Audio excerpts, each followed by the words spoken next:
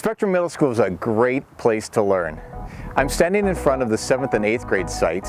A similar setup with just 6th graders is at our 6th grade site, where staff and students, parents, administrators collaboratively work together in order to meet the needs of our students. We're so excited for you to be able to be a part of this as well. At Spectrum, our students are fortunate enough to have almost a one-to-one ratio with technology in the classroom. With desktop computers, we also have laptops, we have Chromebooks. When students come to Spectrum, we really value that they have the technology skills that they need to be successful in their other classes.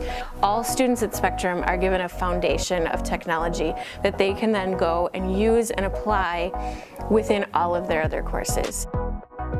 From my perspective, it's just the overall environment. It's the feel, it's the sense that I get from Clara about how school is for her. When you walk in the door, the office staff all the way through the halls, there's not a person in that building that doesn't care deeply for each one of the kids and wants to see them succeed. We have the smaller class sizes of around 20 a class, and what that allows us to do is to provide more individual attention to each student. At Spectrum, during the middle of the day, we have an opportunity to work with students in smaller groups, a little bit more one-on-one.